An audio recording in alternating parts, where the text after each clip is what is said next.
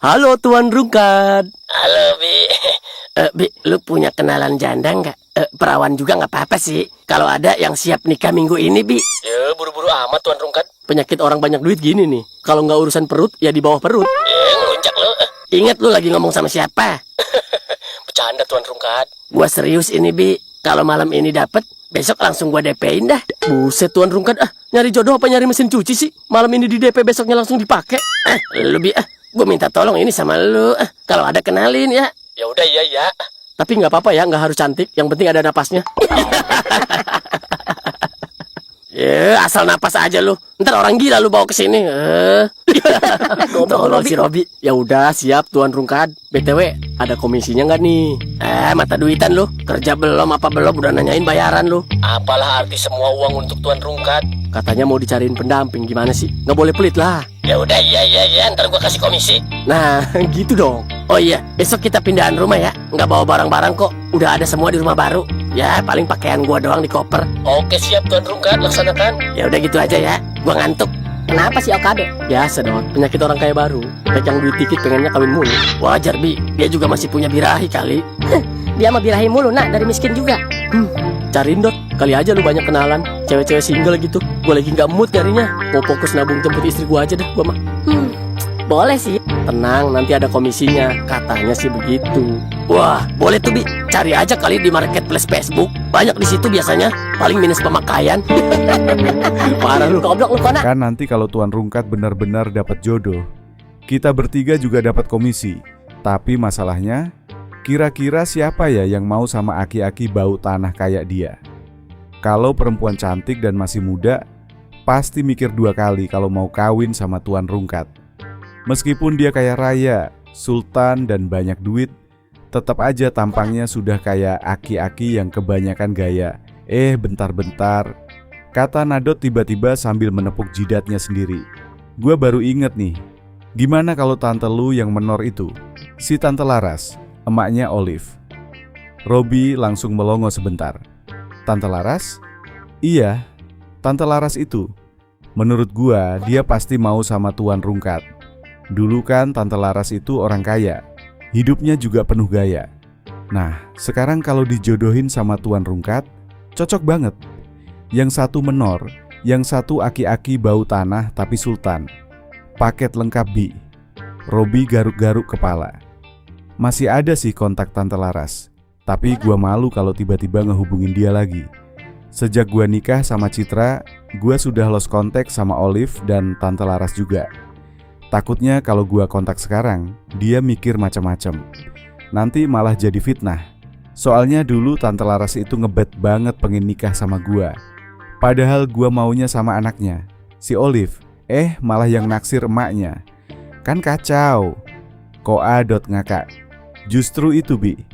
Kalau dulu dia naksir lu yang masih biasa-biasa aja, apalagi sekarang dikenalin sama Pak Rungkat yang katanya CEO terkaya di kampung ini, pasti langsung meleleh hatinya.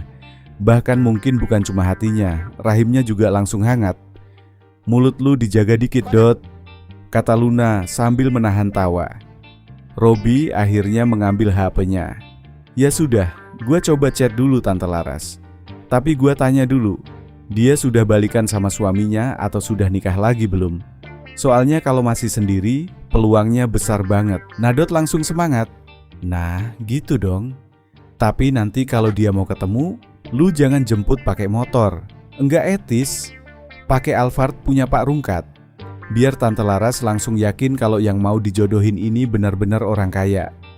Kalau lu jemput pakai motor, nanti dia nyangka kita mau main-main.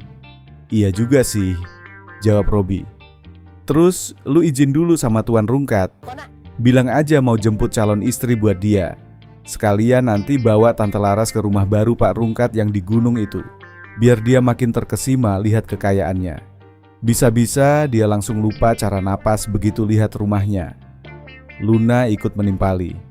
Kalau Tante Laras benar-benar mau, berarti nanti Peot sama aku bisa saudaraan dong. Nadot langsung menoleh. Nah, iya juga. Tapi nggak apa-apa Lun. Sekarang Peot sudah jadi anak sultan. Jadi lu juga punya saudara yang setara sama lu. Walaupun bapaknya nyebelin setengah mati. Tapi maklumlah, namanya juga orang kaya. Omongannya kadang enggak disaring. Luna menghela napas. Ya sudah, gua ikut aja deh gimana bagusnya rencana kalian. Tapi jangan lupa, kalau komisinya cair, gua juga harus kebagian. Lumayan buat ngajak Gea jalan-jalan. Nadot langsung mengangguk cepat. Tenang aja, kalau berhasil kita bagi rata. Yang penting sekarang kita fokus dulu. Apakah Pak Rungkat mau sama Tante Laras atau enggak? Kalau mau, aman. Kalau enggak mau, ya kita cari lagi cewek lain yang kira-kira mau sama Pak Rungkat. Beberapa saat kemudian, rencana itu benar-benar berjalan. Robi berhasil menghubungi Tante Laras. Begitu mendengar ada seorang CEO kaya raya yang ingin dikenalkan kepadanya, Tante Laras langsung antusias. Apalagi saat dijemput menggunakan mobil mewah, senyumnya langsung merekah seperti orang baru menang arisan 1 RT. Ketika sampai di rumah baru Tuan Rungkat yang besar dan megah, Tante Laras langsung terpaku. Matanya membesar melihat bangunan mewah di depannya. Halaman luas, pilar besar, mobil mewah terparkir rapi, dan suasana rumahnya benar-benar seperti milik orang penting. Tante Laras turun dari mobil sambil merapikan rambut dan bajunya. Tapi begitu melihat sosok yang berdiri di depan rumah, dia langsung kaget. "Hah? Mas Rungkat?" Ucapnya tidak percaya. "Ini benar Mas Rungkat? Jangan-jangan CEO yang dimaksud Robi itu Mas Rungkat?" Tuan Rungkat tersenyum lebar sambil membusungkan dada. "Hehe, benar sekali. Cantik. Saya inilah CEO terkaya di kampung ini. Orang yang selama ini kamu cari-cari. Mas Rungkat yang dulu kamu kenal itu sebenarnya sedang menyamar. Dulu Mas pura-pura sederhana supaya orang-orang tidak kaget melihat kekayaan Mas yang sebenarnya." Tante Laras langsung menutup mulutnya, pura-pura terharu. "Ya ampun Mas, aku nggak nyangka. Ternyata selama ini Mas Rungkat orang kaya yang menyamar jadi orang biasa." "Iya, cantik. Mas memang begitu. Rendah hati, tapi saldo tinggi," jawab Tuan Rungkat penuh percaya diri. "Kebetulan, Mas sekarang sedang cari istri. Jadi langsung saja, apakah kamu mau menikah dengan Mas?" Tante Laras tidak butuh waktu lama untuk berpikir. "Aku mau Mas, tapi aku harus jujur. Aku sudah punya 2 anak.